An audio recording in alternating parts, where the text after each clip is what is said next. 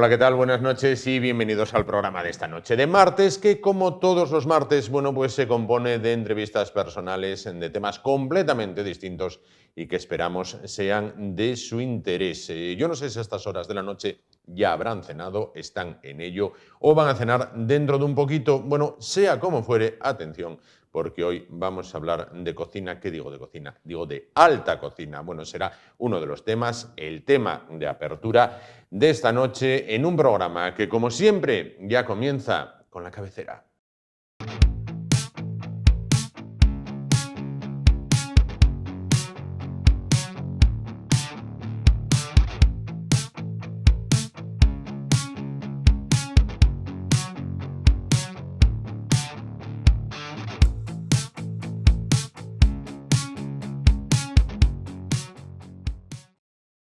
Bueno, pues como les decíamos, vamos a comenzar hablando de cocina, vamos a comenzar hablando, bueno, pues del buen hacer entre los fogones, en los fogones. Cada vez quedan menos fechas para el 8 de marzo, el Día Internacional de la Mujer.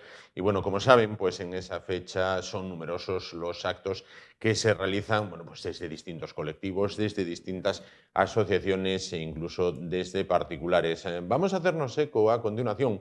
Bueno, pues de un acto que tendrá lugar el propio día 8 a las 3 de la tarde en el Hotel Silken Monumental de Oviedo. Bueno, pues que lleva por título Primera Gastrofolicia.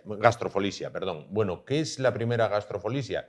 Pues nos lo van a explicar y además muy bien, pues tres mujeres que además de cocinar muy bien, estamos convencidos de ello, bueno, pues van a saber contarnos en qué consiste esto de la gastrofolicia. Paso a presentarlas. Bueno, por esta parte, Joaquina Rodríguez, guisandera en Casa Chema. ¿Qué tal? Buenas noches. Muy bien, buenas noches. Buenas noches. Muy bien, bueno, muy bien. Por el otro lado, a mi lado, Lucía Fernández, cocinera en La Tabernilla. ¿Qué tal? Buenas noches. Buenas noches, chicos. Y junto a ella, Beatriz Corgo, que es Itamae en Umami. ¿Qué tal? Buenas noches. Buenas noches. Bueno, lo primero tengo que comenzar por ahí.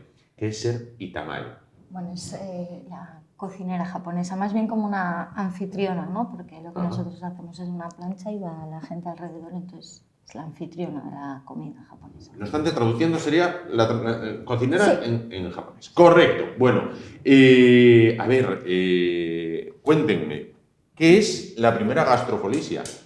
Mira, yo creo que lo debe de decir Lucy, porque fue ella la que nos metió en este berenjenal. O sea, me coge la palabra ahí rápidamente y pensé, me lo va a contar ella. Me dice, no, que lo cuente mi amiga. No, estamos aquí por ella. Bien, bueno, pues a por ello.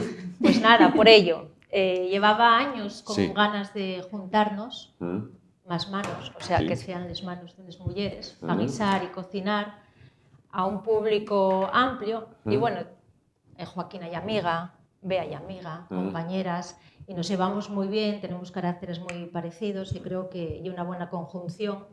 Y dije, bueno, vamos a hacer algo, y mira, qué bien que hay mejor que hacerlo en el mes de marzo, que es el mes de la mujer, y sobre todo el día 8 de marzo, este año coincidió en esa fecha que nos venía a todas bien, y es el Día de la Mujer Trabajadora, pero sobre todo para poner un poquitín visibilidad, dar visibilidad al talento femenino y a la gastronomía y a las mujeres que estamos detrás de los fogones, que también tenemos nuestro trabajo y dar un poco de cara a nuestro talento y a nuestra manera de realizar en este caso.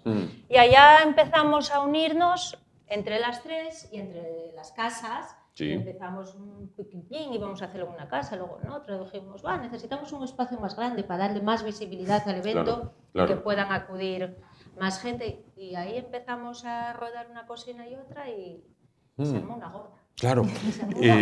Ella puso la idea y ustedes no lo dudaron. No. Desde el principio dijimos, ala, para adelante. Sí. Nos encantó la idea. Sí, ¿no? Sí, nos hizo. Además estamos como niñas pequeñas con una muñeca nueva. Sí. Así estamos. Sí, estamos tontonas así.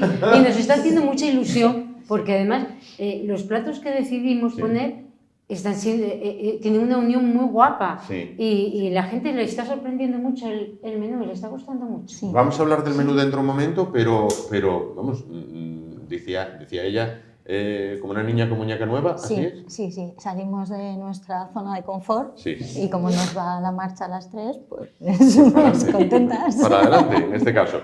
Mujeres con remango a 6 manos. O sea, remango aquí no sobra. No Sí, falta, quiero nada, decir. sobra por todos los costados, sí. Sí. Con ganas de proyectar cosas nuevas, con ganas de vuelvo a decir, dar luz a la mujer, con ganas de que nos vean. Y ahí nos sobran ganas para todo. De que disfruten, que van a disfrutar mucho, Sí. como nosotros. Lo que queremos es que vayan, que lo disfruten con nosotros ese día, que lo pasen bien, porque además va a haber muchas cosas, va a haber sorpresinas, va a haber... Entonces, lo estamos haciendo con mucho cariño, entonces, con mucho amor, entonces queremos que la gente disfrute y que lo pase bien como nosotras. Claro, pero vamos a ver, ¿cómo se cocina a 6 manos y cómo se cocina cuando se une? Pues la cocina tradicional asturiana, la cocina de mercado y la cocina oriental. Pues muy bien, muy a gusto. ¿Sí?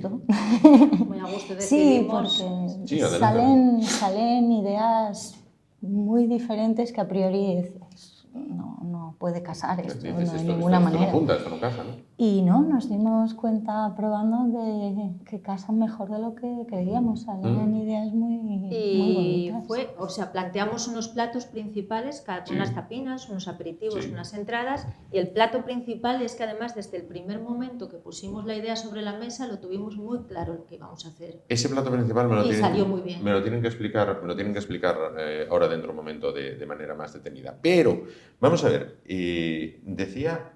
Yo no sé si es acertadamente o no, pero bueno, tenía muchos años, con lo cual hay que darle el beneficio de la duda, el beneficio de la edad.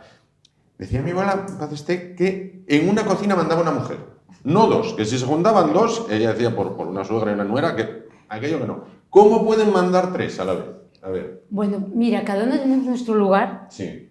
Y cada una respetamos una a la otra, que es lo más importante. Correcto. Entonces ahí no manda ninguna, somos 3 personas, nos unimos y la verdad que no discutimos, lo llevamos todo muy bien, cada una tiene su puesto, su momento y la verdad que sí, muy bien. Al final das una idea principal cada una y todas vamos aportando. Y bueno, yo quería lanzar una lanza a nuestro favor. Yo creo que en este mundo tan competitivo, que ya es difícil competir uno entre otros porque ya está todo hecho, todo lo contrario, estamos para apoyarnos. Ante todo somos compañeras, amigas, compañeras de nuestra familia. Y vuelvo a recalcar, voy a ser un poquitín pesada, pero es que el 8M para mí es muy especial.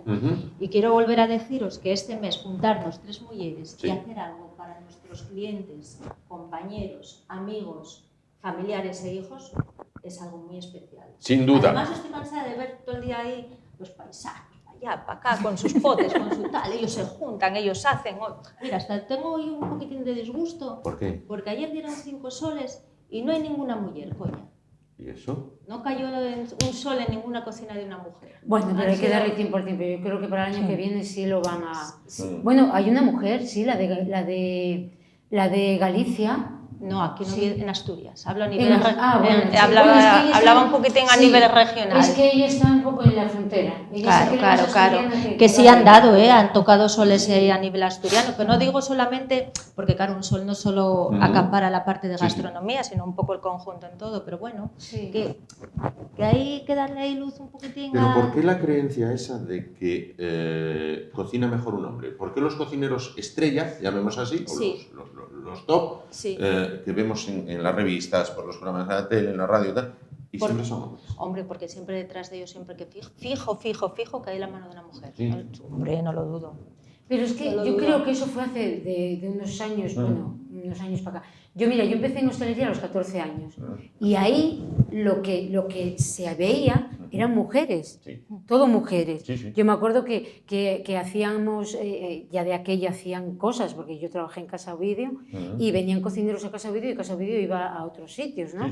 Entonces sí veías más mujeres, pero luego llegó un momento en que yo me acuerdo cuando estaba en Noreña y íbamos a llevar el concurso de los callos, pues eran todo mujeres, hombres, pero no porque los cocinaran los hombres, sino porque ahí la tradición era que los hombres llevaran los callos ahí, ¿no?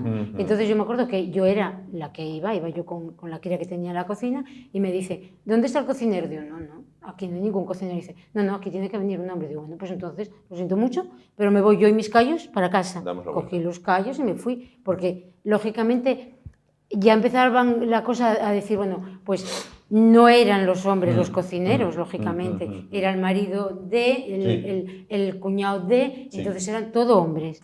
Y a mí eso me parecía fatal, digo yo, jolín, ahora ya empieza a reinar los hombres cuando verdaderamente... Y detrás de las cocinas grandes siempre hubo una señora mayor o una señora medio mayor. Siempre. Sí, ¿no? Claro. Por lo menos yo lo que me concierne y lo que sé, por lo menos en Asturias. Claro, siempre. Lo que pasa es que la cabeza visible y el que iba a coger el premio, el que se subía siempre a que recibir los aplausos era el hombre. Yo eso era una cosa que tampoco llegué a entender muy bien. Pero sí es verdad que... Pero fue de unos años para acá, al principio no.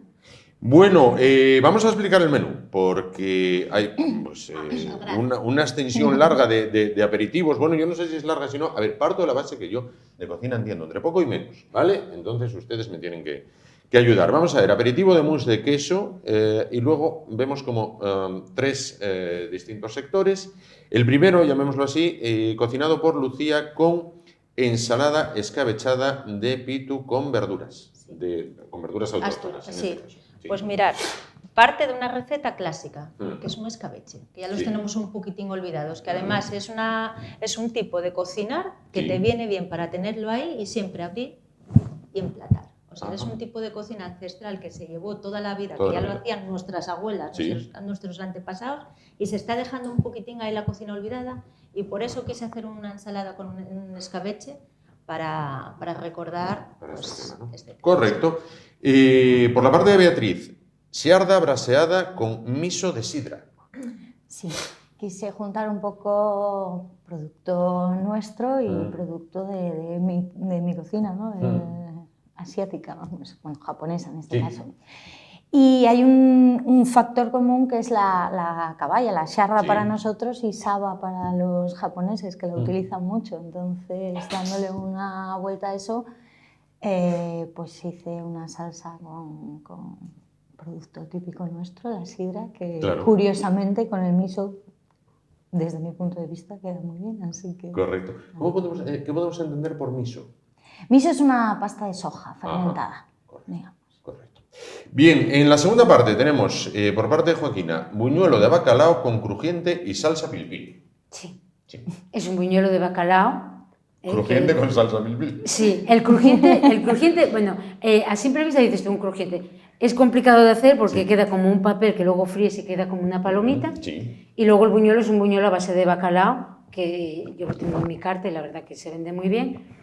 Y bueno, quería dar, pues bueno, es una cosa rica, cremosina, y me pareció bastante fácil. Bueno, el pilpil no es que sea asturiano, pero bueno, puede encajar. Puede encajar. Sí. Por parte de Lucía, croquetas de setas, boletos y trufa. Esto es como un clásico de la zona de la Argañosa. Es una representación de mi casa, sin más, de la tabernilla. Como la tarjeta de presentación. Sí, es la representación de la tabernilla. Ahí tiro de croqueta. clásico. Casi todo el mundo que viene se pide siempre las croquetas de boletus y ese toque de trufa, siempre.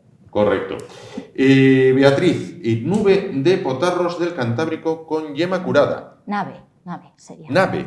Es que es un nombre japonés, por eso te No, confundimos yo con la B. De japonés peor que de cocina. Nave escrito con B igual te... Nave con B. Claro. Bueno, claro, nave con B. Nave es Bien, nave de potarros del Cantábrico con yema curada.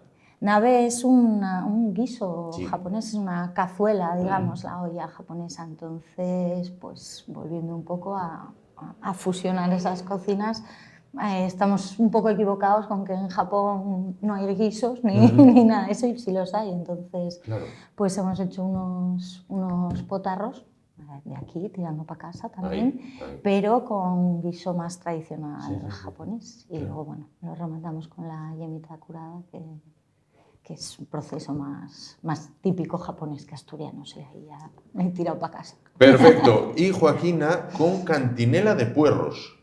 Sí. Cantinela de puerros empezó todo porque hago cocina vegana. Entonces, quería hacer no es un hojaldre en sí, es un semi-hojaldre porque no lleva manteca, lleva una manteca vegetal.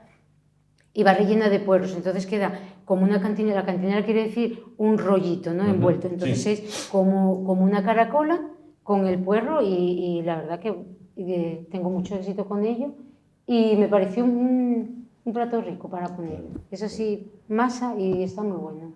Y cuando ahora pensaríamos que nos vamos a un postre y ya está, no, ahora llega el cortante de sopita fría de arándanos asturianos. Bueno, como su propio nombre indica, ¿no? En este caso. Correcto.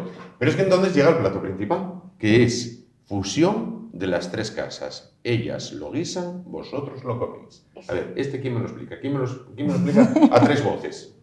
Bueno, mira, yo puedo explicarte que hago unas verdinas, son unas verdinas, ¿Sí?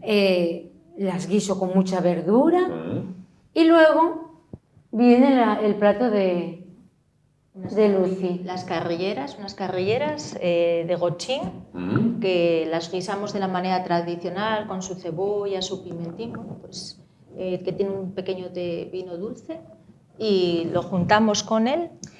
Pero lleva la base del caldo del ramen, uno de los platos más conocidos japoneses, un caldo muy, muy trabajado, un poquito espeso, también hecho a base de cerdo, de jengibre y demás. Y bueno, terminamos por eso le metimos él. con Porque como el ramen, la base era cerdo, dijimos, pues qué menos que meterle gochín. Y de ahí salió ramen con verdinas y carrilleras. Todo fusión. Todo fusión. Todo fusión. Todo fusión, perfecto. Es un espectáculo, ¿eh? Sin duda. Sí. Sin duda, sin duda. Y luego lleva un cociente de... Bueno, sí, el ramen lleva los fideos, y lo hemos dado una vuelta y lo hemos puesto como crujiente para terminar. Sí. Y luego vendría el postre. Claro. Todavía. Vale. El postre. A ver. Umami de arroz con leche y matcha. Sí, té matcha. Correcto. Y después, madre mía, con gafas no veo nada. Cordialín de avellana, ¿vale? Y borrachín tabernero. Vale. ¿Quién me lo explica? Pues bueno, mira, cada cual el de. Eso. Pues nosotros hemos hecho un arroz con leche, pero le hemos añadido a la leche el té matcha, el té verde japonés. Y bueno, luego lo hemos envuelto en una pasta de arroz, haciendo un pastel típico japonés, pero de arroz con leche. Correcto. ¿Y cordialín de avellana? Bueno, el cordialín es un postre que quería hacer del restaurante, es el cordial, está en el cordial, Casa Chema. Y que menos, mira, Blanes, avellanes. Entonces lleva una crema inglesa que va con una crema de avellanas y luego va un glaseado y un bizcocho de quicos de maíz. Madre mía, casi nada. Fresquito. Ahí está.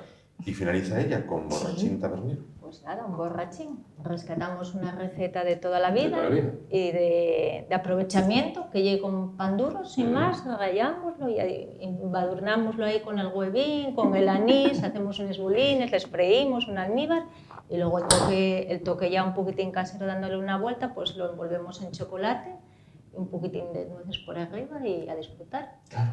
Bueno, pues todo esto va organizado con bebida, ¿eh? Claro, eso, ahí va.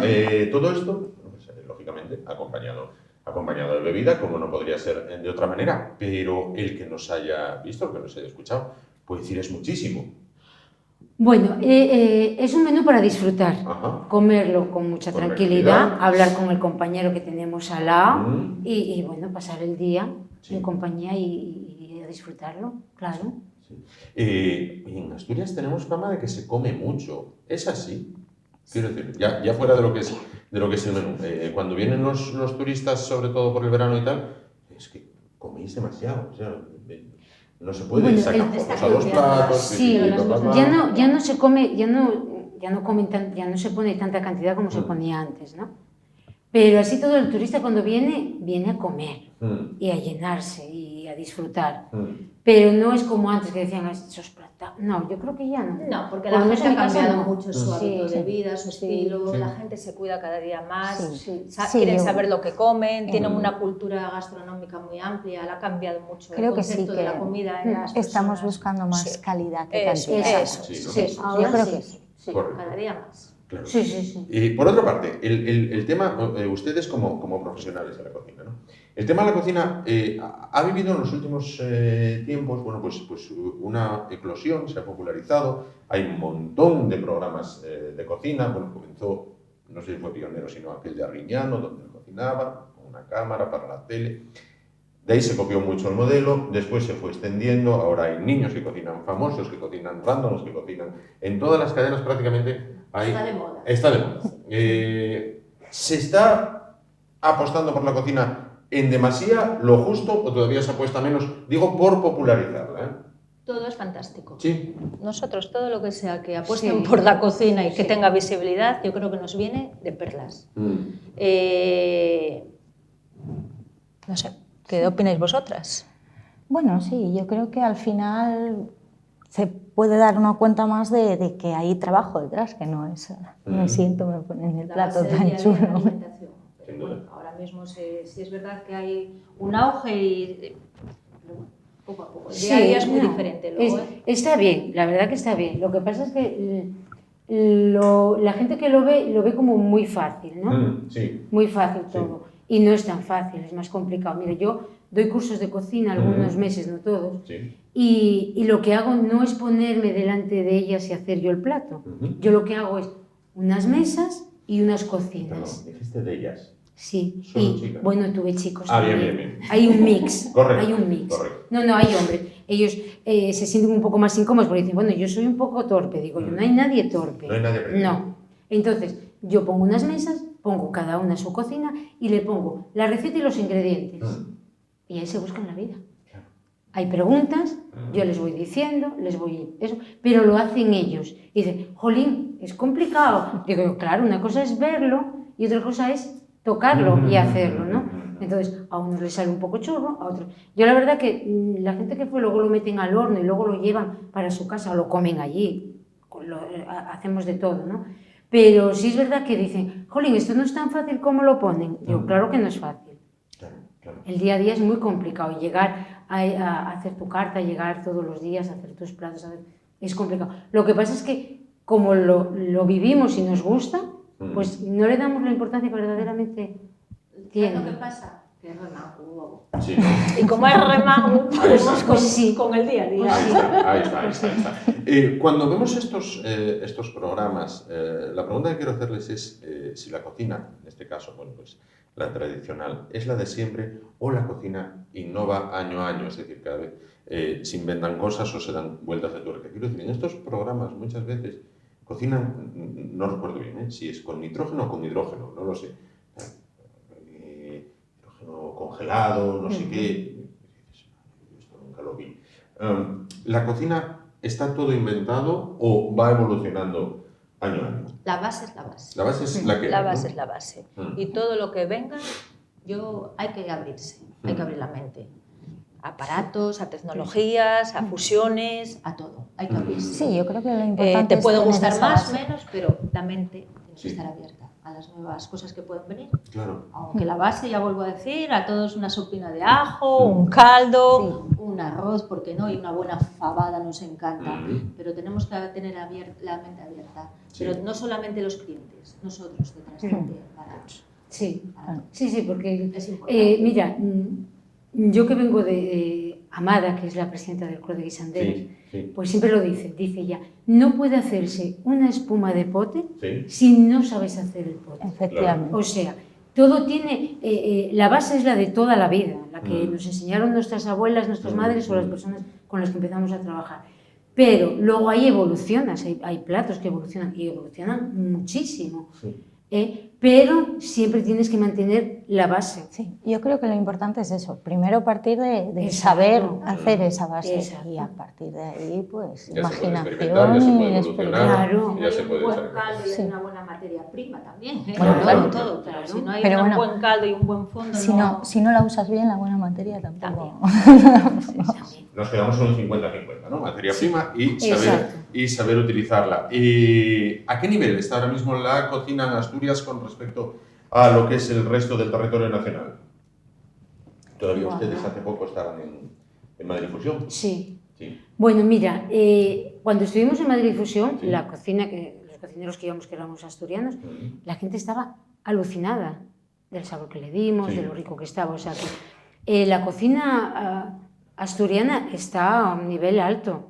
Hay muy buenos cocineros, cocineras y tenemos una cocina muy buena. El problema que tenemos aquí en Asturias es que no sabemos vender lo suficiente. Porque tú con menos cosas vas a otros sitios y hacen boom. Y dices tú, me caches en la mar, pero sí, en Asturias eso y mejor. Entonces yo creo que el problema que hay en Asturias es que lo bueno que tenemos nos falta todavía saber venderlo bien. Claro. Pero tenemos es que lo tenemos todo en Asturias. Todo. Sí. Tenemos pescado, tenemos huerta, tenemos todo, carne. Claro. Entonces, Quesos. Los quesos asturianos en Madrid fueron la leche. Claro. El chaval que puso la mesa de quesos allí, vamos, yo que decía a Adri, vete a buscarme este queso. Él dice, mamá, que no puedo llegar a donde está. Digo, bueno, ya llegaremos. Que te digo que gusta mucho, sí. Muchísimo. Y yo las veces que fui otra vez a Madrid con la fabada y aquello fue un espectáculo. O sea que lo que nos falta es creérnoslo bien, sí. y venderlo bien. Es lo que nos falta. Claro. Ustedes, lo veíamos la semana pasada, son los dueños absolutos de la fusión, ya que fusionan la cocina asturiana con la australiana, que queda ahí cerquita, nada. Nada, ya la... Salimos de la todo empieza por ahí. Ya llegamos ahí. Quiero decir, más fusión ya no puede haber. Y a la gente le encanta. Claro. Porque tenemos ganas de probar cosas diferentes. Porque, a ver, al final volvemos a lo que decíamos, a la fabadina de todos los días, sí. La carne de todos los días, el pescadín, pero de vez en cuando nos gusta probar cosas diferentes y tener algo en la boca, saborear algo diferente, sobre todo. Y bueno, en ello estamos, hay que cambiar un poquitín, hay que dar siempre cosas nuevas para probar, para ilusionar, para que la gente también salga, para que la gente se acerque a nuestras casas. Sí, claro. Sin duda. Sí, sobre todo. Y la cocina asiática, en este caso la japonesa, ¿es todavía una gran desconocida? Quiero decir, para el sector de edad más joven, quizás de 45 o 40 hacia abajo, no, es común que puedan, bueno, pues si vamos a un japonés, vamos a estar... Pero a lo mejor de ahí para arriba cuesta, ¿no? No lo sé. Bueno, la verdad dices, que... Papá, te voy a llevar a cocina japonesa. Pasa muchas veces y la verdad es que, bueno, cada vez la gente le tiene menos miedo, sí. Digamos, ¿no? Pero sí es verdad que hay gente que llega allí con... ¿Qué va a pasar aquí? ¿No? Claro. Pues eso, papá, vamos a comer. Bueno, no sé. Y que no hay tenedores. Y que no hay tenedores. Eso es lo que yo llevo muy mal. Muy mal, pero me defiendo. Pero luego todos me defiendo. Con una barriguita llena. Sí. Mira, el tenedor y el pan. Sí. Ah, me encanta. Hay que llevarlo de casa. El tenedor y el pan. Sí. Pero bueno, yo ya fuimos unas cuantas veces. Bueno, sí. Mi hijo es un fan de ella y mi hija. Sí. Pero está muy bien, porque yo creo que tenemos otra mentalidad de lo que es la cocina. Sí, yo creo que sí. Japonesa. Es muy conocido el sushi, el ramen que hablábamos y demás. Pero hay mucha cocina japonesa muy desconocida todavía. Sí. Y eso es lo que sorprende sobre todo a la gente que va como más referente, ¿no? Claro. Porque dice, casa de ella, eso es una experiencia y una maravilla. Sí, ¿no? Sí, son mis amigas. No, no, es una maravilla. No, pero debería de todo el mundo por lo menos maravilloso, ir a probar. Ir a claro probar, que ¿no? sí. En este caso. A mí me encantaría poder ir todas las semanas, lo que pasa es que laboralmente no puedo. Claro. Pero es una maravilla. Celebran esto este tema, la gastrofolicia, mujeres con remango a 6 manos, el día 8, el Día Internacional de la Mujer. Obviamente no nos vamos a meter en un jardín de política porque no podríamos, pero una gran parte del feminismo, quizás un feminismo radical, lucha por sacar a la mujer de la cocina. En la cocina no es el hábitat específico de la mujer. Y de repente, efectivamente. No, lo tenemos que ver por esa vía. No. Tenemos que descartar todo. Totalmente, no Correcto. hay nada que ver. Todo lo contrario. Cada una tenemos una profesión, da igual que seamos policías, que cocineras, que gastrónomas. Lo importante es disfrutarlo.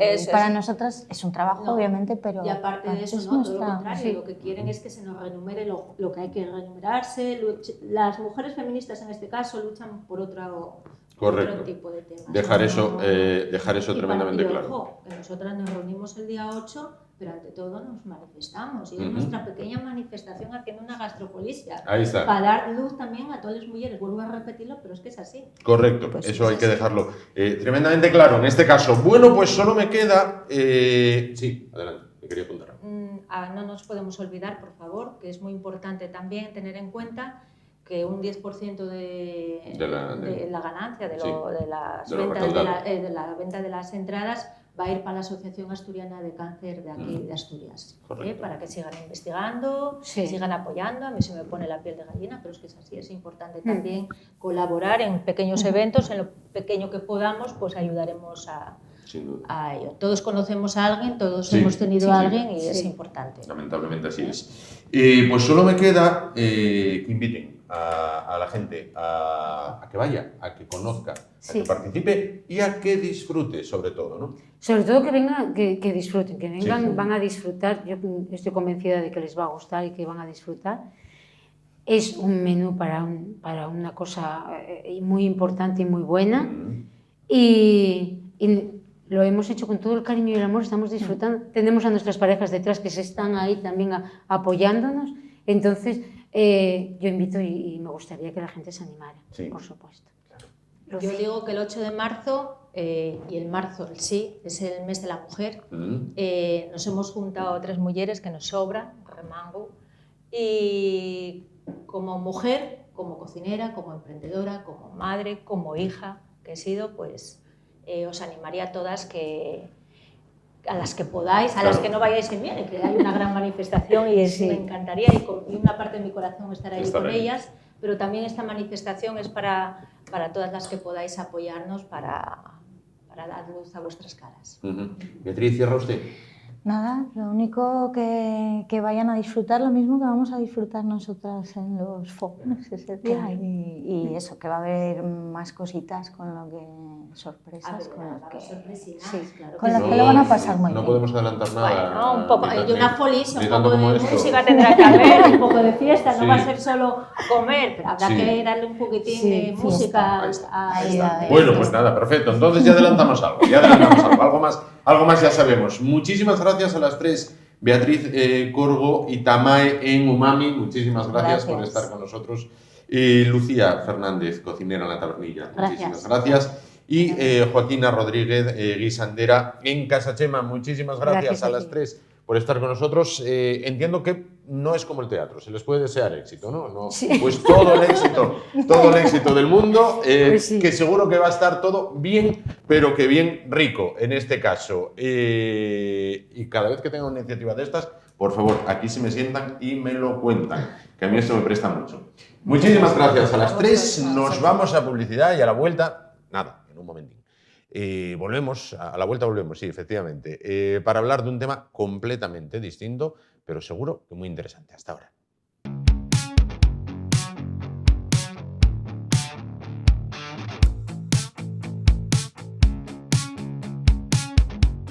Bueno, continuamos adelante. El espacio de esta noche, se lo decíamos antes, vamos a cambiar totalmente de asunto. Vamos a hablar a continuación, bueno, pues de un obetense de 47 años. Digo 47, la cuenta es clara porque nació en el mismo año que yo, con lo cual no hay riesgo de equivocación, que ha puesto en marcha, bueno, ya desde hace tiempo, un canal de YouTube con miles de seguidores, miles de suscriptores y seguidores diariamente. Un canal que habla de historia militar, que habla, bueno, pues acerca de los ejércitos, los generales, las armas que hay en el mundo, desde que el mundo es mundo, desde que el mundo ha sido. Bueno, pues este canal se ocupa de todos los conflictos, de todos los periodos, pero ha experimentado un crecimiento exponencial con la guerra de Ucrania, la cual analizan semana a semana, día a día y prácticamente hora a hora, por no decir minuto a minuto. El canal es Bellum Artis, hoy su creador está con nosotros y esta es su presentación.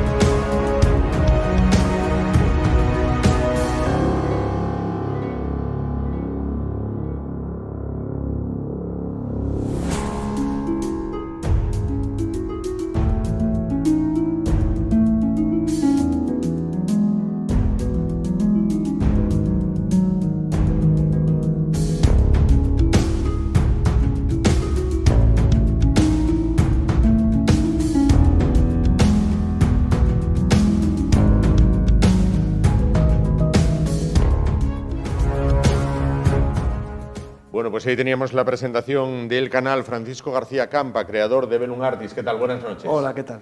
Bueno, pues entonces, ¿qué es Velum Artis? Pues básicamente es un lugar para entender el pasado y comprender el presente. Es decir, mucha gente pensaba que el mundo, no sé, es un mundo idílico, ¿no? En el que se va a vivir siempre mejor, pero por desgracia los que conocemos la historia sabemos que más que idílico son pausas entre periodos violentos. Y cuando la historia es de pequeño, ¿no? Pues es un lugar que a mí me llamó la atención la historia siempre, ¿no? Pero por desgracia los conflictos militares es lo que más me llamó la atención porque es a veces la forma de entender el movimiento de la historia, ¿no? Sí. Y lo que es Velum Artis, pues empezó como un blog. Sí, y eso es. ¿Cómo y cuándo empieza? Empieza porque yo soy profesor de secundaria, de FP, de formación profesional, y mis alumnos, pues que llegaban bastante con peces, ¿no? Como vas a decir así, con 16 y 18 años, y a veces en el recreo o en clase, en momentos así un poco de descanso, les contaba historia.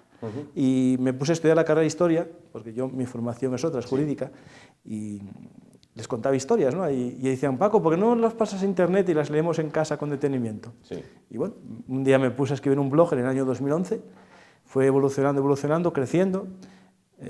Cuando los blogs pasaron de moda, porque la gente ya no lee ni los blogs, me pasé al mundo del podcast y cosas de la tecnología, ¿no? Que al final el podcast lo hacía con la misma tecnología que se hace una videoconferencia, ¿no? Y cuando viene la pandemia, una de las cosas que aprendí en pandemia fue a hacer directos en stream y dije yo, bueno, pues ya que sé manejarlo, pues me voy a hacer yo ahora mis streams, mis podcasts en directo.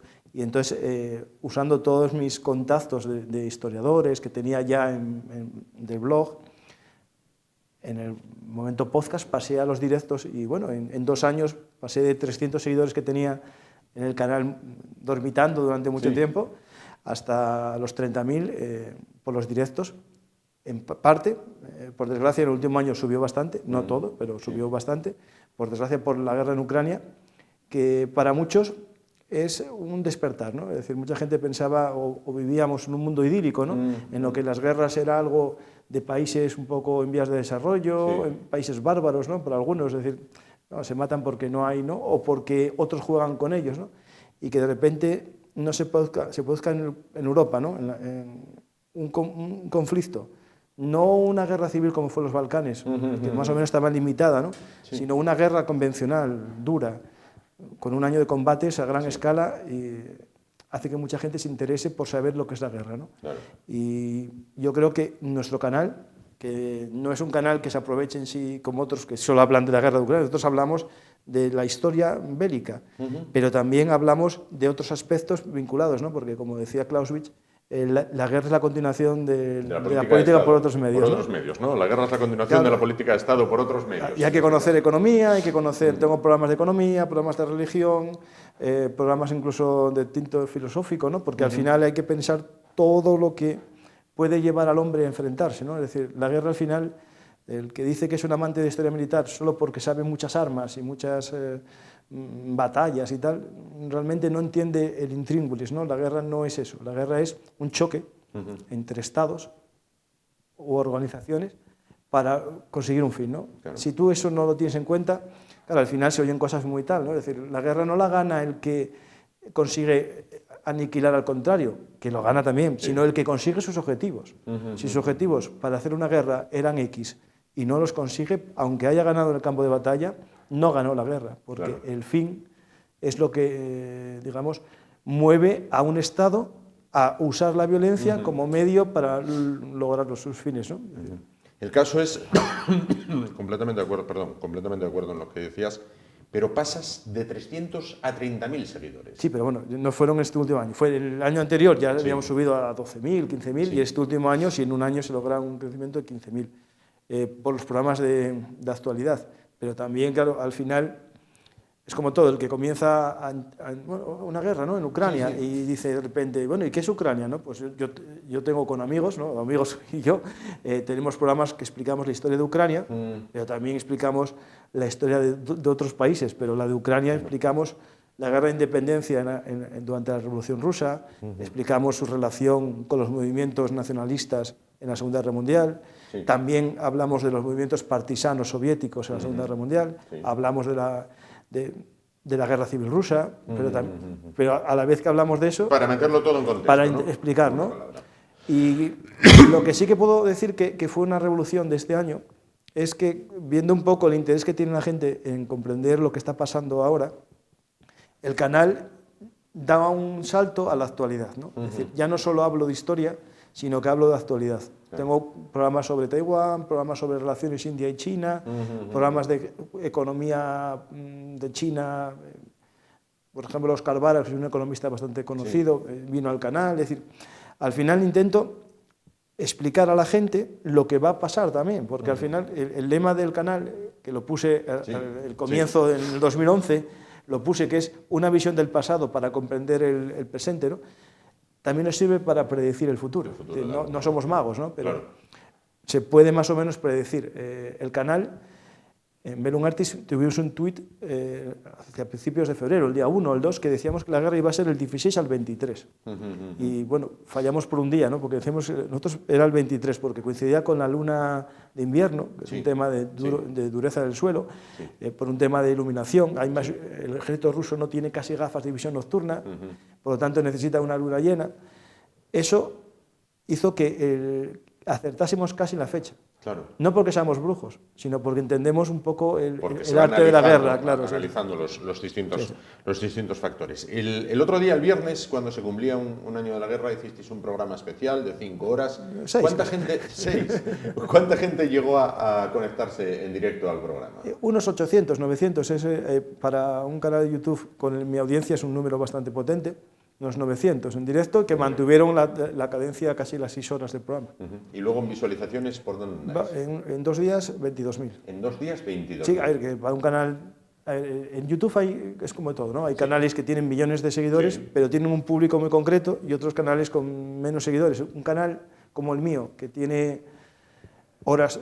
duración media de hora, 2 horas o 3 los programas, tiene un público muy claro. No es lo mismo que otros canales que tienen vídeos de 5 minutos. Claro, en vídeos de 5 minutos los pueden ver millones de personas, aunque solo sea moviéndolo en el... El mío tiene un público que podríamos decir, bueno, una media de 40 a 60 años de España y Latinoamérica, Hispanoamérica. Y, bueno, hispanohablantes en este caso. Sí, pero también gente, bueno, hispanohablantes, pero que no son de países hispanohablantes. Por ejemplo, hay seguidores que son rusos, que uno de ellos me manda cada poco escritos criticándome, claro, lo que digo, pero está en el ejército ruso y en los momentos libres ve el programa. También me lo manda un argentino que está en el ejército ucraniano, que ve los programas. Hace poco un periodista famoso que está en Ucrania, me pongo a informarme de una cosa y veo que me está siguiendo a mí.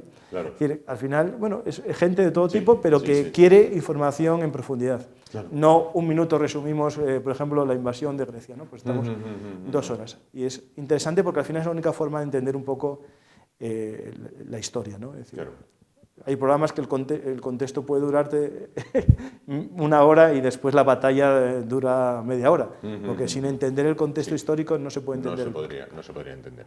Vemos en las fotos que tenemos en la pantalla los otros temas a los que te dedicas, ¿no? Lo veíamos en la introducción, va desde la antigüedad con Roma hasta la Segunda Guerra Mundial, es decir, hay un amplio espectro de temas porque el mundo es guerra desde que es mundo, ¿no?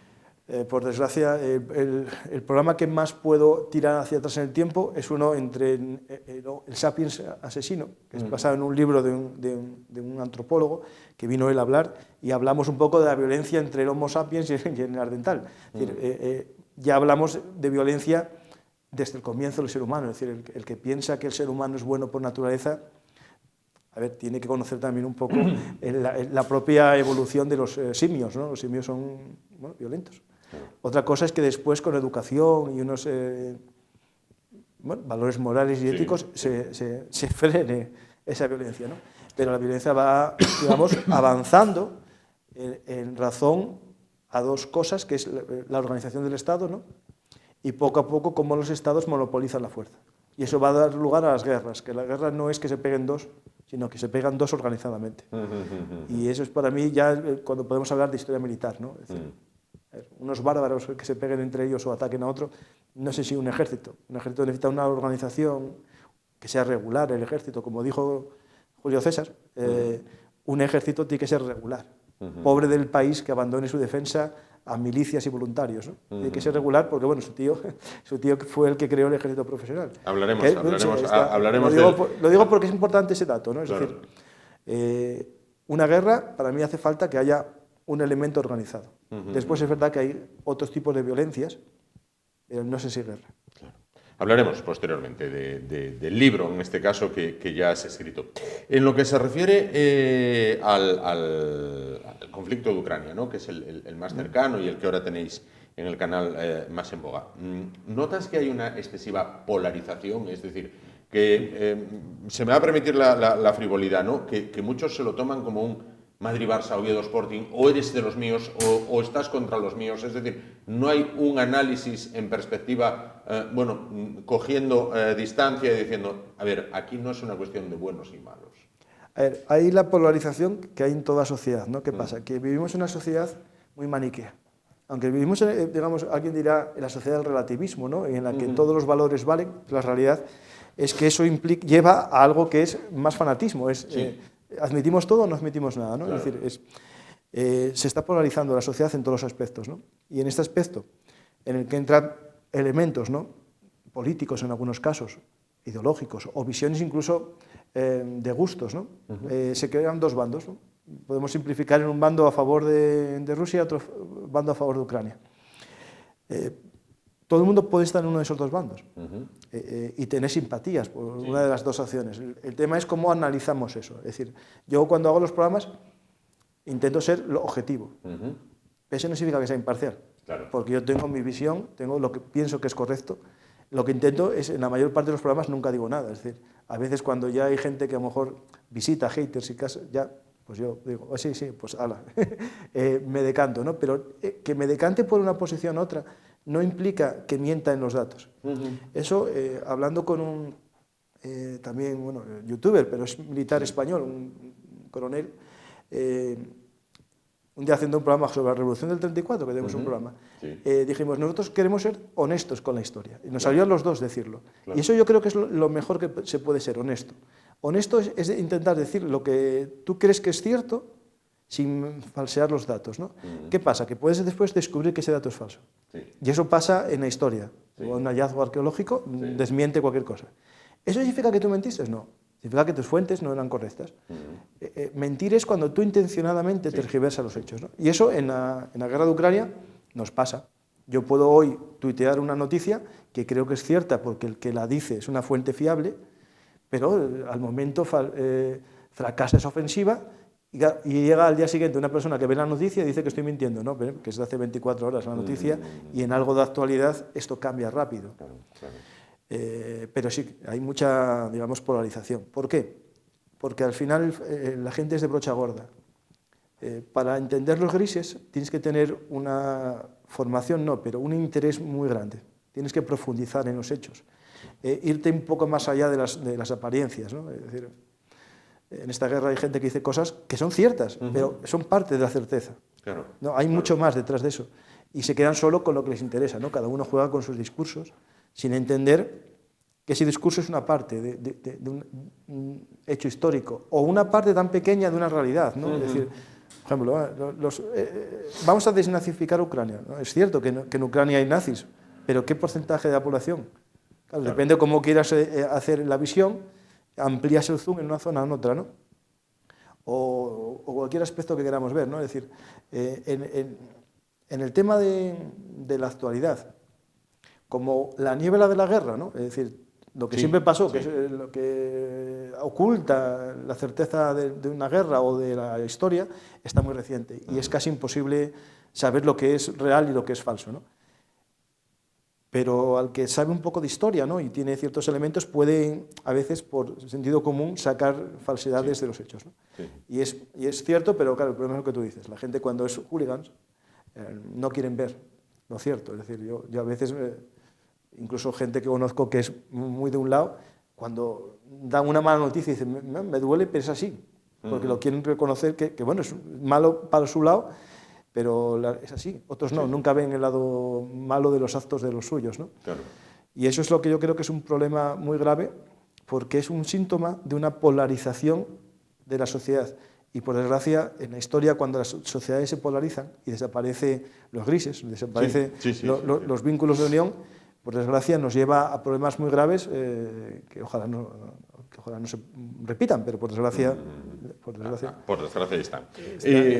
Seguís, lo que digo, día a día el conflicto de Ucrania, pero no os olvidáis de los demás conflictos, ¿no? Echamos la vista atrás en la historia y veíamos el siglo XX. Creo, me han contado que tienes especial creencia por el tema Roma, por el tema Cayo Mario, del cual has escrito este libro, Cayo Mario, el tercer fundador de Roma.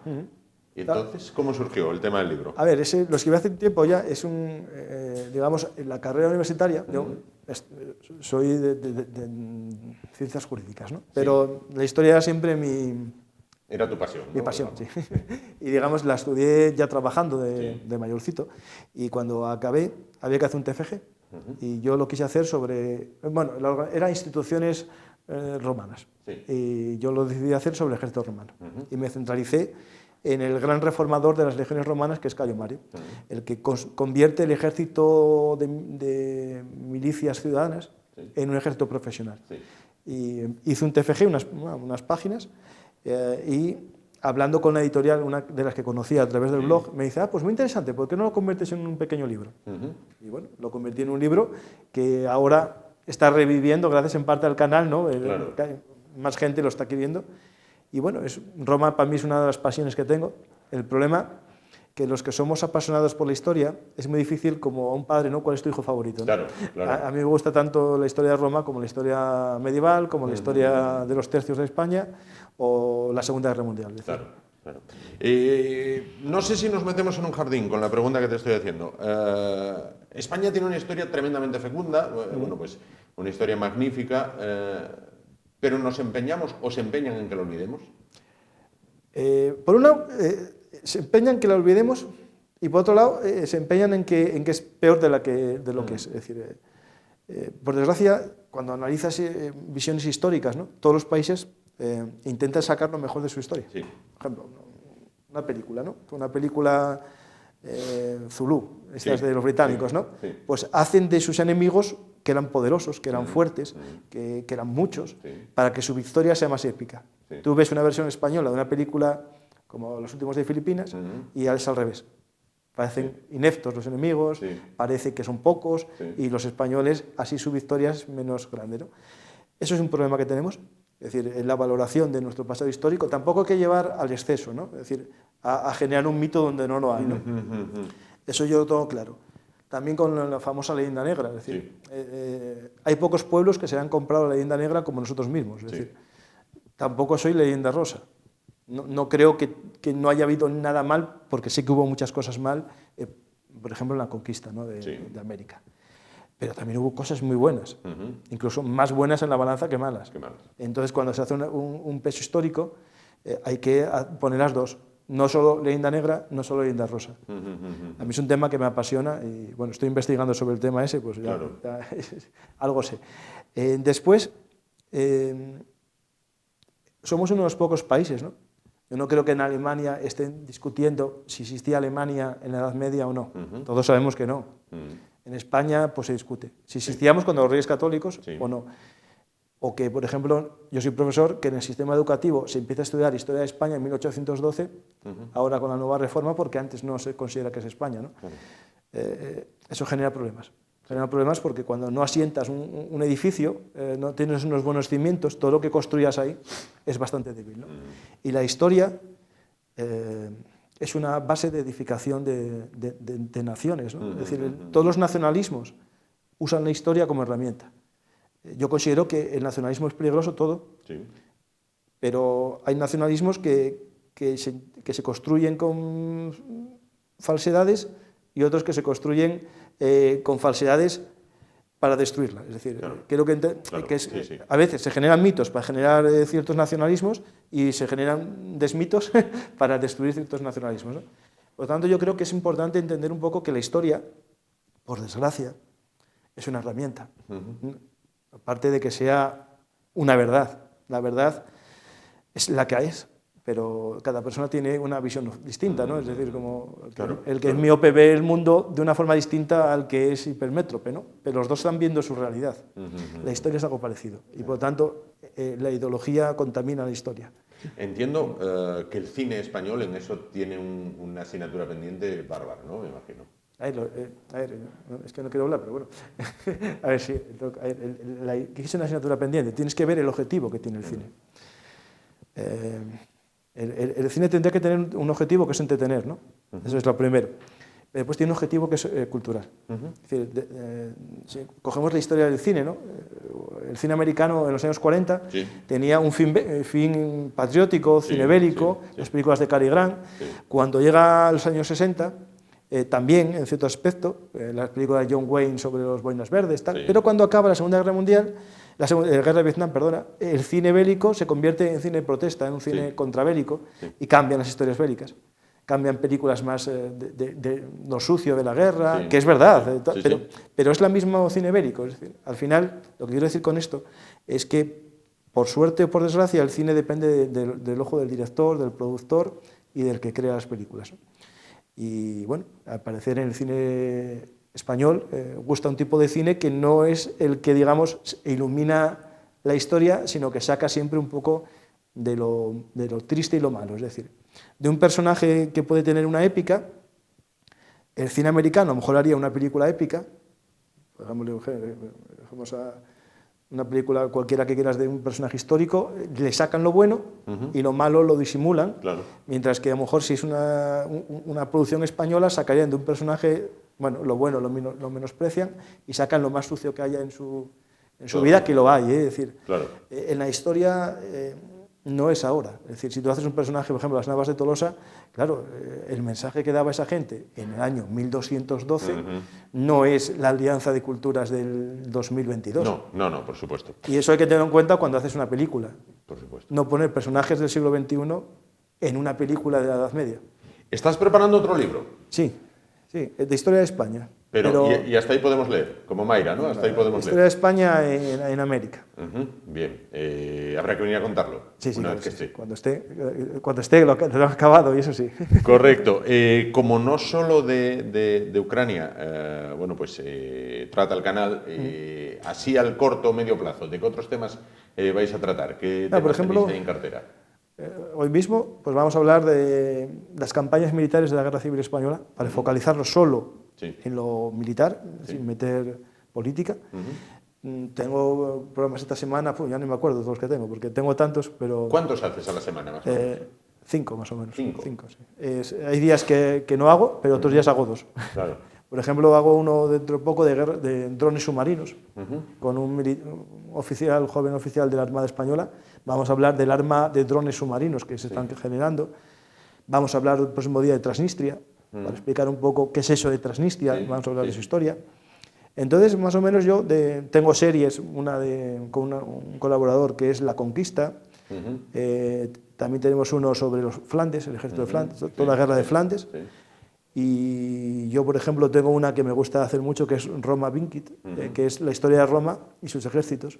Vamos ahí buscando enemigos de Roma, evolución de los ejércitos romanos. Y todo eso tiene su público, quiero decir, porque a cualquiera que le pudieras decir por la calle, dice, no, hombre, ¿eso qué interés tiene? Sí tiene interés. Sí, a ver, no son públicos digamos de millones, pero sí, a ver, la gente, hay fijos en el canal siempre en el chat.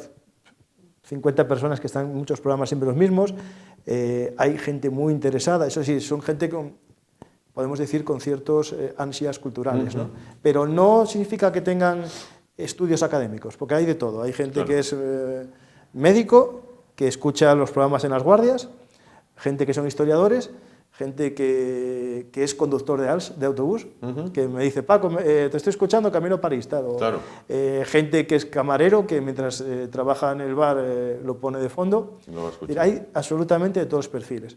Eso sí, son gente con afán de aprender, ¿no? Y aprender en profundidad, ¿no?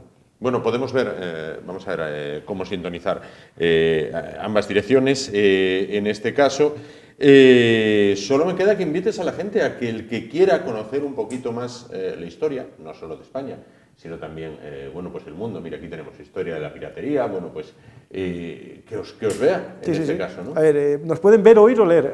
Exacto, ver, oír o leer, efectivamente. Tierra, mar y aire. Ver en YouTube, en el canal de YouTube, que es fácil de buscar, Bellum Artis YouTube, aparece ahí. También cuando Bellum Artis Podcast, que está en iVoox, pero se puede escuchar en Spotify, se puede escuchar en Google Podcast, en iPodcast también.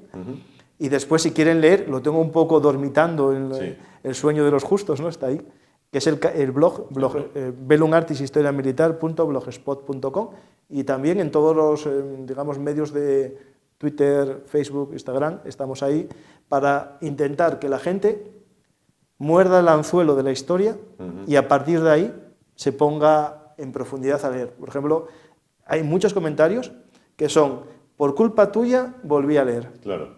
Oye, pues y bendita culpa, ¿no? Para mí es la mejor, porque yo casi todos los programas que hago son con gente que escribe un libro. Es decir, tú escribes un libro, lo estrenan y en vez de presentarlo en la librería como antes, vienen al canal a presentarlo y a hablar durante 1 hora, 2 horas del tema en profundidad, sin que nadie les corte. Bueno, yo les corto bastante, pero no de tiempo. Genial.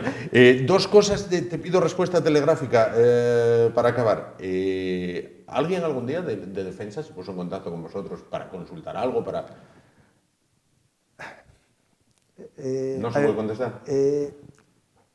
Los militares tienen un problema todavía de relación de comunicación. Es decir, hay el cuartel de aquí, Cabo Noval, me agradece mucho un vídeo que hice en La Vega, que llegó a 20.000 visualizaciones en una semana. Es decir, ellos están contentísimos, pero no dan el salto digamos, a ver que en YouTube o en plataformas es una forma de difundir el legado histórico. Claro. Incluso a veces pueden poner pegas a algún militar, porque ellos tienen que pedir permisos para hablar. Entonces, algunos no hay problema y otros pueden tener problemas, porque hay todavía cierto rechazo a abrir a veces a todos los medios. Y yo creo que por el bien de la cultura de defensa, ¿no? Porque yo soy un proclive defensor de que si pacen para bellum, ¿no? Es decir, quieres la paz, prepárate para la guerra, ¿no? Es decir, mucha gente sueña en la fantasía de que vivimos en paz, pero lo que no se dan cuenta es que se vive en paz porque te tienen respeto. Es decir,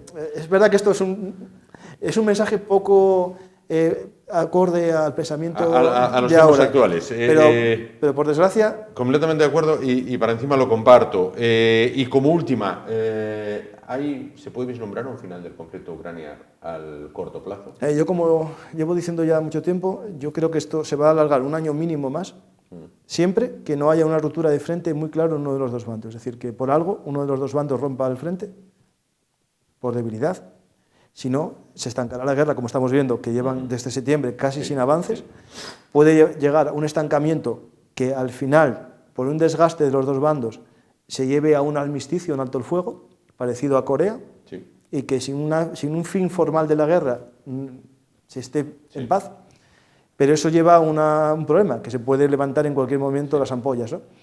Y la otra opción es que por algo uno de los 2 bandos rompa el frente, que es complejo, ¿eh? Ese frente está lleno de minas, está lleno de zonas de fuego artillero, y si uno de los 2 frentes se rompe, el avance puede ser muy grande y llevaría a otra situación que también es peligrosa. Es decir, si es Ucrania la que pierde, claro, la población no querrá vivir en la zona rusa. Eso llevaría a un problema muy grande de inmigración hacia Europa. Y por otro lado, si son los ucranianos los que rompen el frente y entran en Crimea, por ejemplo, eso llevaría a un problema muy grande en Rusia, porque para Rusia no es lo mismo perder Zaporilla o perder Gerson, como perdió, o perder Melitopol o Mariupol, que Sebastopol. En este caso. Pues Francisco García Campa, obetense, creador de Bellum Artis, uno de los canales de historia militar, pues con más miles de visitas de los que se pueden encontrar en la red. Muchísimas gracias por estar con nosotros. Muchísimas gracias por hablarnos también del libro de Cayo Mario, del tercer fundador de Roma, y animarte a ese nuevo libro que estás preparando. Muchísimas gracias. Nada, gracias a ti y a todos los oyentes. Noche. Bueno, pues nosotros ahora nos vamos muy rapidito a publicidad y después nos vamos a dar una vuelta virtual por la Catedral de Oviedo. pero como no la han visto jamás, que es A Vista de Dron, estaremos, bueno, pues con su creador, no con el creador de la catedral, lógicamente, sino con quien va a llevar adelante ese proyecto, la catedral A Vista de Dron, hasta ahora mismo.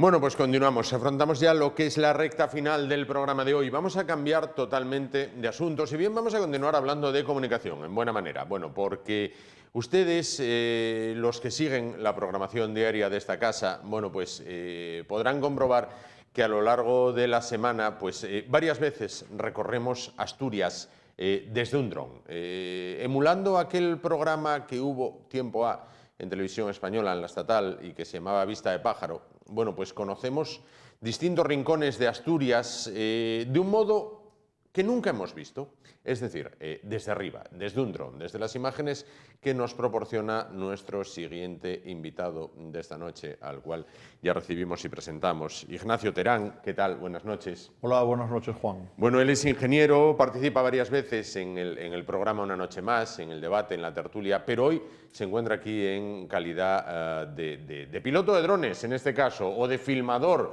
con los drones, o no sé cómo catalogarlo.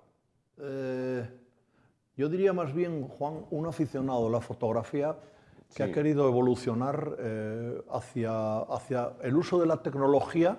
Correcto. Como un arma para poder enseñar cosas que normalmente no vemos. Correcto, correcto.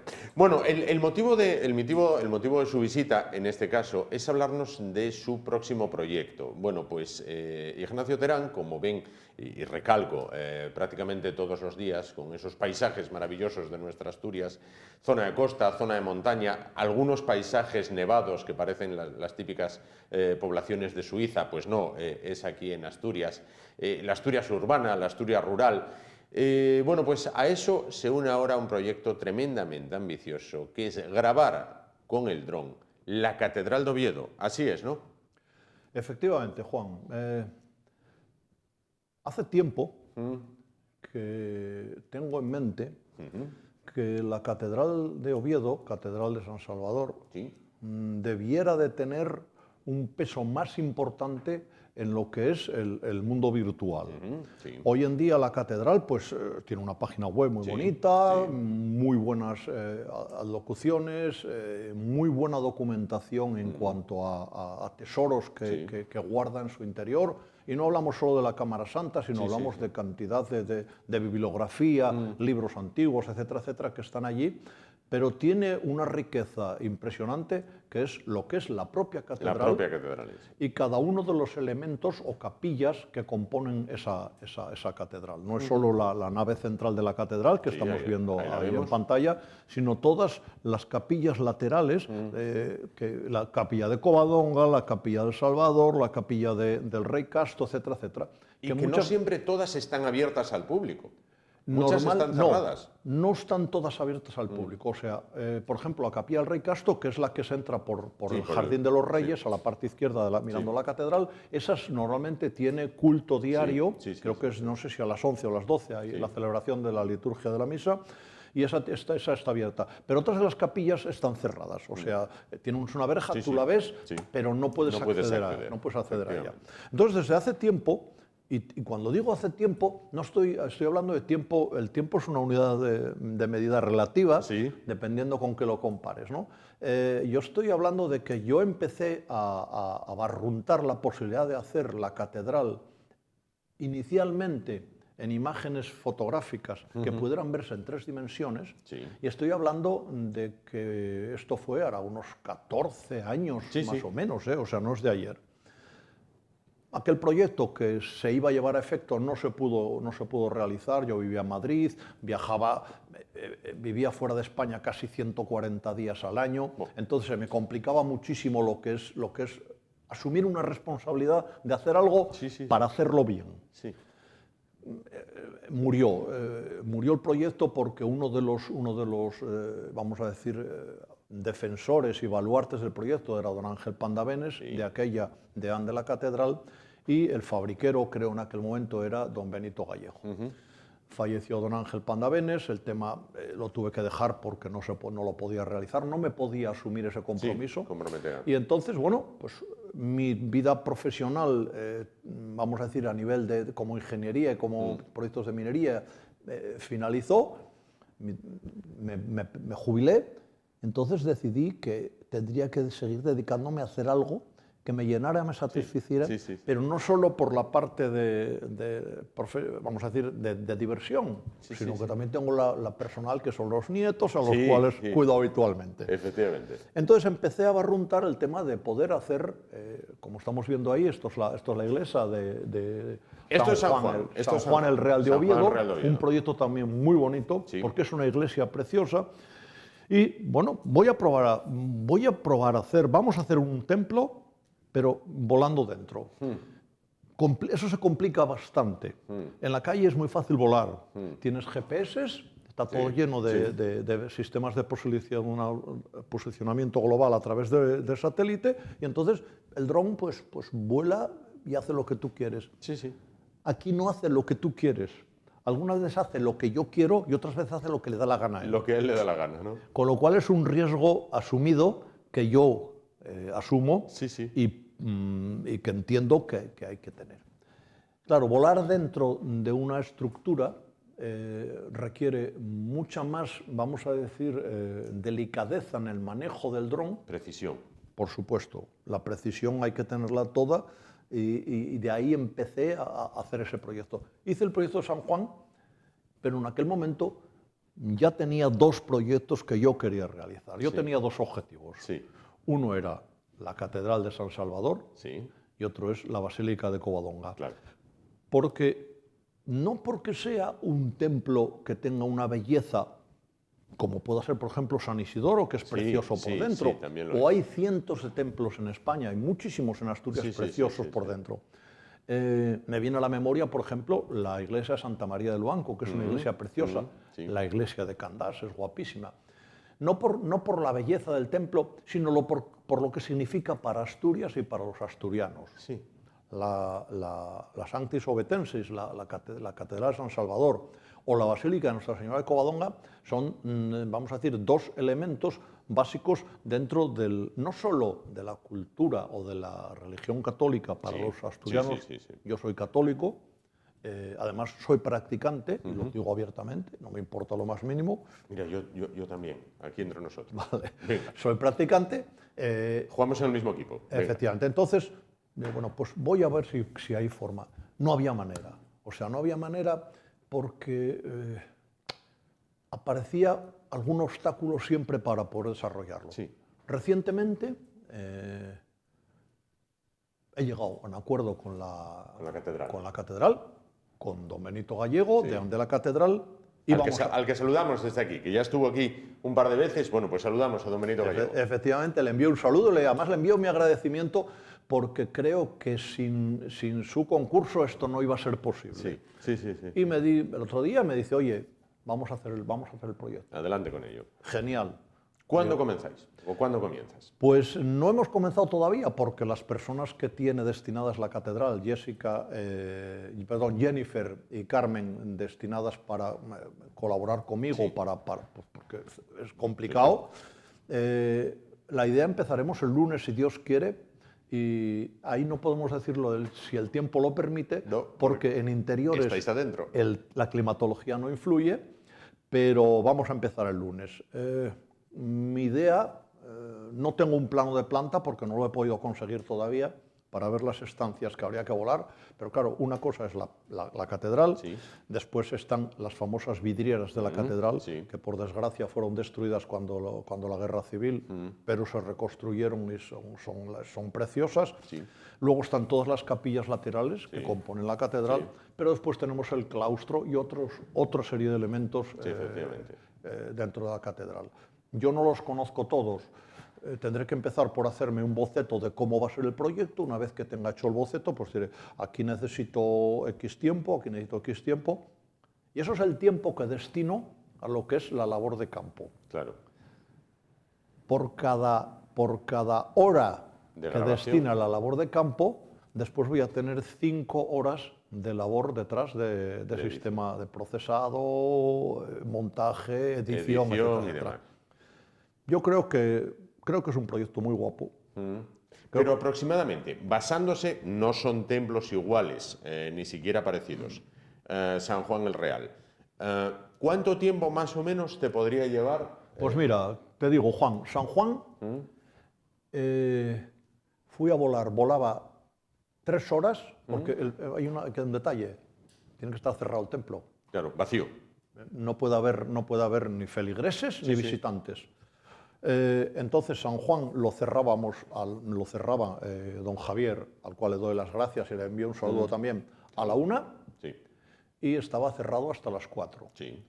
Yo me dejaban dentro solo, ahí tienes el templo, yo manejaba las luces. Bueno, pues estuve volando 5 días, 3 horas diarias, y después calculo que me llevó, de ahí salieron 4 vídeos, y calculo que llevó después un proceso aproximado de entre 50 y 60 horas de ordenador.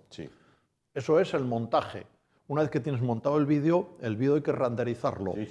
Cada vídeo para renderizarlo lo tengo que dejar por la tarde, aproximadamente sobre las 8 o las 9 de la tarde, y me termina cada vídeo al día siguiente, normalmente después de 12, 14 horas. Me suena ese proceso, sí. Son muchas horas. Contestando a tu pregunta, o respondiendo a tu pregunta, Juan, ¿cuánto puede tardar la catedral? Yo calculo que necesitaré un trabajo de campo de unas entre 2 y 3 semanas. Podemos cerrar la catedral 2 horas diarias. Y tiene que ser durante el día, no vale durante la noche. Claro, por la luz. El motivo, es guapo que las vidrieras tengan luz entrada natural, no vale con la luz, solo la luz artificial. Entonces yo calculo ese tiempo, y después yo creo que si puedo dedicarle mucho tiempo, yo creo que en 2 meses tendré el proyecto terminado.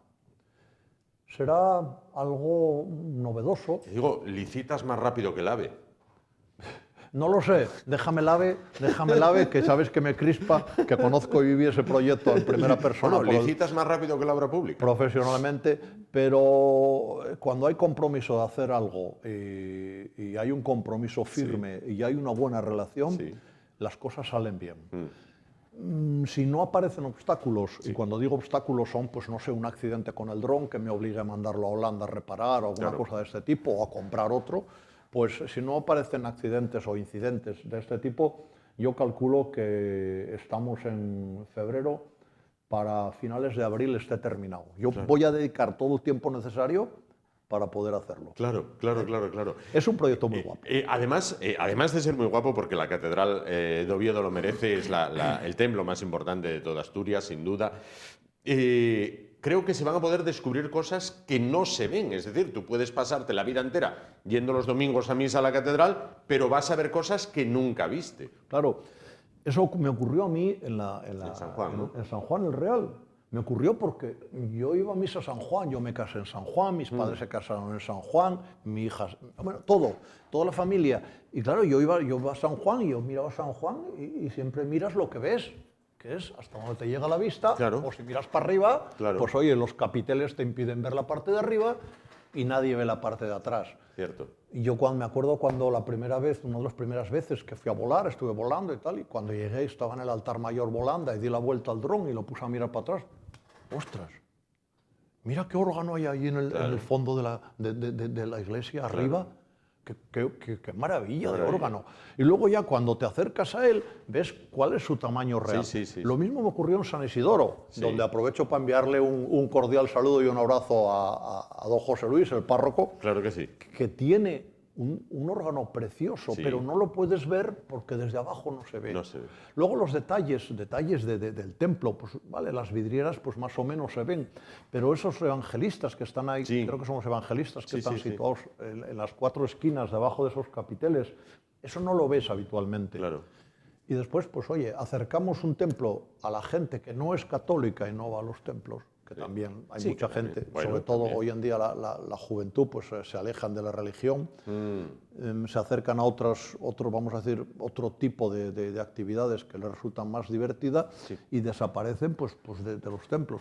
Ver esto así, mira, esta imagen que había ahora mismo que subía el dron, esa imagen Es la más complicada que hice en ese templo, porque cuando llegabas a la altura de la cúpula, el dron perdía el control y se iba contra las paredes. Uf. Claro, eso es difícil de hacer. Claro. Sin embargo, el resultado creo que fue... Pero es precioso verlo. Vamos a ver, San Juan quizás sea, sin desmerecer a ninguno de los demás, ¿no? Quizás sea el segundo templo en importancia en Oviedo, precisamente. Es el segundo. Después de la catedral, sin duda. Además es muy vistoso, es muy colorido. Y estas imágenes, puedes ser creyente o no creyente, pero gustan igual. Quiero decir, no hay que ser creyente para ver esto. No, exactamente. Si vivieras en Córdoba, podrías grabar el vídeo en la mezquita de Córdoba. Vamos a ver, yo he estado como te comentaba, he vivido muchos años fuera de España en tiempos, conozco pues desde México para abajo, para hacia el sur, prácticamente todos los países, he estado en todos trabajando, salvo Paraguay, Venezuela y Cuba, pues tengo fotografías en 3 dimensiones de la catedral de Guayaquil o la de Argentina, la catedral metropolitana de Buenos Aires, o Chile, Bolivia, en La Paz. Entonces, hay que apreciar el valor de las cosas, porque la arquitectura, ahí está la arquitectura y ahí está la historia. Eso es la historia. Sin duda. Vas a Sevilla. ¿Cuánta historia tiene Sevilla? Es la mayor concentración, la ciudad que más templos tiene después del Vaticano. Entonces dices, oye, después de Roma, no el Vaticano, después de Roma. Entonces dices, oye, eso está ahí, ¿por qué no lo enseñamos? Claro. Hay veces que me encuentro con verdaderos obstáculos, y lo digo además abiertamente. A mí en ningún sitio me han puesto ningún impedimento para fotografiar en ningún país, exceptuando en un templo en Asturias. ¿Ah, sí? Hay una iglesia. ¿Podemos decir cuál es? Prefiero no decirlo porque no quiero que nadie se sienta ofendido. Correcto. Entonces hay una iglesia de pueblo, de muy pueblo, en la cual pues yo siempre que voy a hacer una fotografía a un templo, hablo con el párroco, pido permiso. Sí, lógico. Independientemente de que se pueda o no se puedan hacer fotos, porque voy a un templo que administra una persona y le digo, voy a pedirle permiso para hacer una fotografía. ¿Tiene algún inconveniente? No, ninguno, todo el mundo, exceptuando un templo en Asturias, una iglesia pequeñita de un pueblo. Bueno, a ver, arrepentidos quiere el Señor, y a lo mejor después del vídeo de la catedral dice, venga, ahora ya cuando quieras. Yo no guardo rencor. No. O sea, si vuelvo a ese pueblo, volveré a pedirle permiso. Quiero preguntarte una cosa, que me la contaste una vez y me parece tremendamente simpática. ¿Cómo llegas al dron? ¿Cómo llegas un buen día, te haces con un dron? Porque me parece una historia fantástica. Sí. Yo llegué al dron por culpa de mi mujer. Mi mujer sabe que soy una persona muy activa. Yo normalmente me suelo levantar a las 5:30, 6 de la mañana. Incluso hay días que me levanto antes. Ayer me levanté a las 4:40. ¿Para qué? Pero porque no me da el tiempo el día para las cosas que tengo que hacer. Duermo poco. Entonces, mi mujer sabía que me iba a jubilar. Sí. Y dijo, Dios mío. Y me dijo,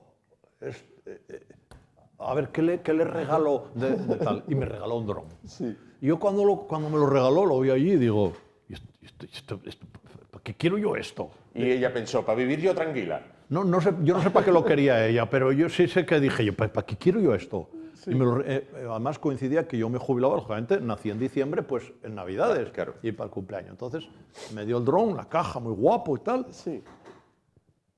Y yo empecé a mirar aquello, digo, yo voy a poner esto a volar. ¿Y si se cae? Claro. Me quedo sin nada. Y ahí lo tuve en la caja. Estuvo guardado en una caja, no lo saqué. Lo saqué, lo miré, le hice una foto así con mi cámara y tal, y lo volví a meter en la caja. Y lo tuve pues desde diciembre hasta abril prácticamente guardado. Y no sacaba. Yo digo, no puedo sacar. Y dice, ¿pero por qué no lo vuelas? Digo, porque no me atrevo. Claro. No me atrevo. Ya un día me armé de valor y digo, voy a volarlo. Voy para allá. Voy a volarlo. Y cogí y me fui a San Jorge de Heres, en Luanco, ahí en el concejo de Gozón, en un prado, y digo, voy a despegarlo del suelo, a ver qué pasa, a ver si esto es tan vamos a decir, tan delicado. Sí. Estamos hablando del año en 2016, diciembre del 2016, y yo decía, esto no llega, bueno, esto no llega. No va y luego, nada, hice un vuelo que duró 10 minutos, no creo que haya llegado, y lo volví a guardar y digo, no, esto no tiene sentido. Yo estaba acostumbrado desde 1969 a hacer fotografías con mi trípode y tal, ahí colocado. Pero yo, lo veo etéreo, esto es delicado, esto se va a romper. Aquel dron murió. Murió. Aquel ¿En dron, acto de servicio? aquel mismo año, en el verano, estando volando, de repente me mandó una alarma a la emisora, fallo de un motor, se paró un motor y hace ¡pum! Al mar. Estaba en garantía, llamé al fabricante y me dijo, sí, mándenos el dron y le damos otro. ¿Y dónde Pero está? está en el mar. ¿Dónde sacó el dron? No está el dron, está en el agua. Ya, pero es que si no, ¿cómo podemos...? Claro, si Le no hay mandé, cadáver. quedan unos registros de vuelo y tal, no quisieron admitir la garantía y lo perdí. Estamos hablando de un dron, vale 800 o 900 euros, no estamos en un juguete. Mi historia con el dron se volvió lo que empezó con un roce, luego te cojo la mano, luego no sé qué, se convirtió en un cariño y luego ya nos queríamos, yo ya quería otro. Claro. Entonces compré otro. Ahí está. Y ya compré, digo, bueno, pues si aquel tenía 4 motores y se paró uno y se estrelló, pues sacaron uno que tenía 6 motores, que aunque se parara un motor, con 5 volaba. Continuaba. Y digo, pues voy a comprar este. Y lo compré. Ahí sí hablamos de un dron que costaba cerca de 2.000 euros.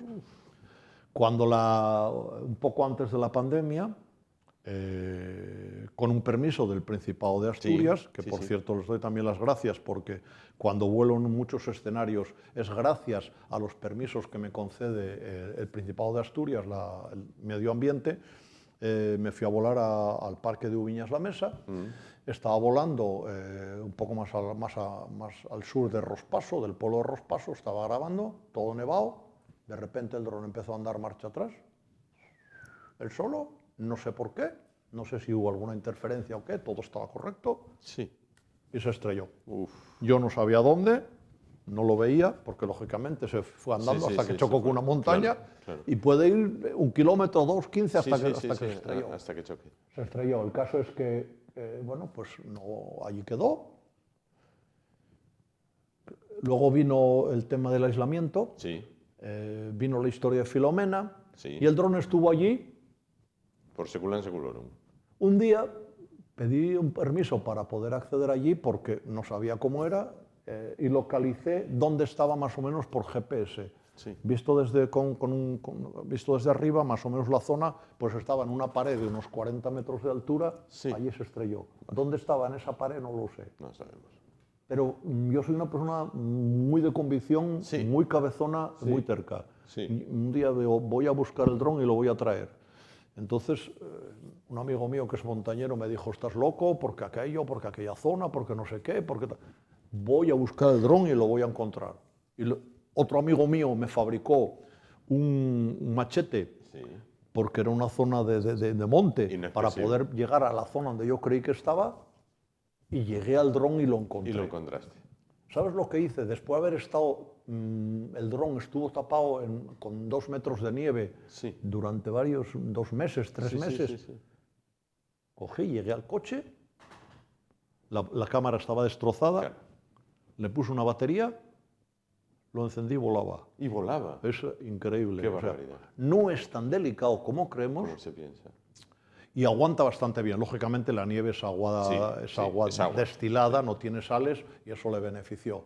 Aquel dron, lógicamente, no lo reparé porque la cámara solo costaba casi 400 euros. Entonces digo, no merece la pena. Y me compré otro dron. El tercero. Es el que tengo ahora, que es con el que vuelo en interior. Ese es un dron pequeñito, es un dron que se puede volar en interior sin grandes riesgos. Si se estrellara no generaría, porque pesa menos que una barra de pan. Ah, bien. Si se estrellara no generaría daños importantes, pero aún así tengo suscrito un seguro de responsabilidad civil porque, oye, yo no que un día el dron se vuelva loco y choque contra el retablo de... No es necesario que haga eso. Entonces, y todo eso está suscrito con un seguro, etcétera, etcétera. Es lo que tengo ahora. Que esa fue mi historia con el dron. Empezamos como que no nos queríamos nada de nada. Bueno, yo no lo quería él a mí supongo que tampoco. Sí. Y después del tiempo, pues es un compañero inseparable. Claro que sí, claro que sí. Pues Ignacio, muchísimas gracias por estar con nosotros. Todo el ánimo del mundo para este nuevo proyecto. Bueno, digo este es San Juan. Este está con sobresaliente. El de la Catedral de Oviedo, porque sin duda va a merecer la pena. Sin prisa pero sin pausa. Vas a acabar antes que el AVE, quédate tranquilo. Vas a acabar yo una vez que lo tenga terminado os pasaré los vídeos. De hecho, yo entre los compromisos que asumo y que aceptó la catedral es que yo pueda tener esos vídeos colgados en mi canal de YouTube y que puedan ser pasados por AC Principado Televisión. Pues te lo agradezco, te lo agradecemos enormemente, porque va a merecer muchísimo la pena, porque esto, y ya lo conté 1000 veces también, pasear por la Catedral de Oviedo, no solo ir a misa, ¿no? El que quiera ir a misa, el que no, pero pasear por la Catedral de Oviedo te hace descubrir cosas que muchas veces dices, anda, mira, durante años se hizo famosísima en España la serie Vikingos, Ragnar y Lagertha y Loki, Floki y todos aquellos. Bueno, pues cerca de la Capilla del Ricasco hay una placa allí escrita en piedra y tal, y luego te la ponen traducida abajo y te pone: hízose este muro con la intención de proteger el templo de los asaltos de los vikingos. Es decir, esos que veíamos en las series y tal, que asesinaban, robaban, mataban, llevaban de todo y tal. Bueno, pues estuvieron tentados a atacar, en este caso, la Catedral de Oviedo para llevarse lo que había. Creo que no lo consiguieron, bueno, como tantos otros. Bueno, pues eso es solo una muy pequeñita parte de lo que van a poder ver, ¿no? Van a ver cosas verdaderamente maravillosas. El que conoce un poco la catedral sabe que van a ver cosas verdaderamente maravillosas. Muchísimas gracias por estar esta noche con nosotros. Gracias a vosotros, Juan. No quiero despedirme sin dar un recuerdo. Estamos en Año Santo. Sí. Este año todavía es Oviedo, Origen del Camino. Sí. Y yo creo que es un buen momento para que el vídeo esté o los vídeos estén en la página oficial de la catedral y que la gente cuando venga a Oviedo ya vengan con una idea de qué es la catedral, de las bellezas y los valores que tiene dentro y pues se acerquen a visitar la catedral. Hay que pasar caja, ya lo sé, pero es una miseria, es un donativo que simplemente es, la visita es, el donativo es para poder mantener el templo, porque si no sería inviable mantener la catedral. Efectivamente. Bueno, pues todo el éxito del mundo, como decíamos, te vemos por semana en algún debate tertulia, que nos presta también. Y nosotros ahora llegamos al final del programa de hoy. Nos vamos recordándoles que volvemos mañana, será a partir de las 10 de la noche. Hasta entonces, gracias por su atención, ánimo y adelante.